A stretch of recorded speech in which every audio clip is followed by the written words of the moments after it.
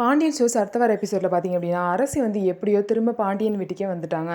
ஆனால் பாண்டியன் வந்து இந்த குமரவேலை சும்மாவே விடக்கூடாது, நம்ம வந்து எந்த ஒரு அடிதடியும் பண்ண வேணாம், டேரெக்டாக போய் போலீஸ் ஸ்டேஷனில் கம்ப்ளைண்ட் கொடுப்போம், அவங்க பார்த்துப்பாங்கன்னு சொல்லிட்டு குமரவேல் மேலே இந்த மாதிரி பொண்ணை வந்து கடத்தினால கம்ப்ளைண்ட் கொடுக்குறோன்னு சொல்லிட்டு பாண்டியன் கம்ப்ளைண்ட் எழுதி கொடுத்துட்டு வந்துடுவார். அதே மாதிரி போலீஸ் பார்த்தீங்கன்னா குமரவேல் வீட்டுக்கு போய் குமரவேலை அரெஸ்ட் பண்ணிட்டு போயிடுவாங்க. இதனால் பார்த்தீங்க அப்படின்னா ரெண்டு குடும்பத்துக்கும் இன்னும் பெரிய பிரச்சனையெல்லாம் வரப்போகுது. இந்த பிரச்சனையெல்லாம் வந்து பாண்டியன் எப்படி சமாளிக்க போகிறாரு அப்படிங்கிறத பார்க்கலாம். அது மட்டும் இல்லாமல் குமரவேல் மேலே தான் எல்லா தப்புமே. குமரவேல் சுகன்யா அவங்க ரெண்டு பேரும் சேர்ந்து தான் அரசியோட மைண்டை வந்து மாற்றி குமரவேல் கூட வந்து பேச வச்சு அவங்க வந்து கடத்துன மாதிரி ஒரு சுச்சுவேஷன் நடந்துருச்சு.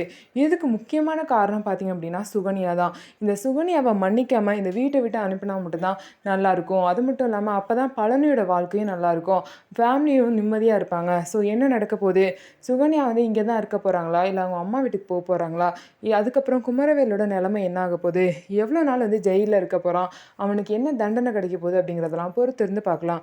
நம்ம வீடியோ உங்களுக்கு பிடிச்சிருந்தா நம்ம வீடியோவை லைக் பண்ணிக்கோங்க. அதுக்கப்புறம் மறக்காமல் நம்மளோட சேனலை சப்ஸ்கிரைப் பண்ணிட்டு பாருங்கள்.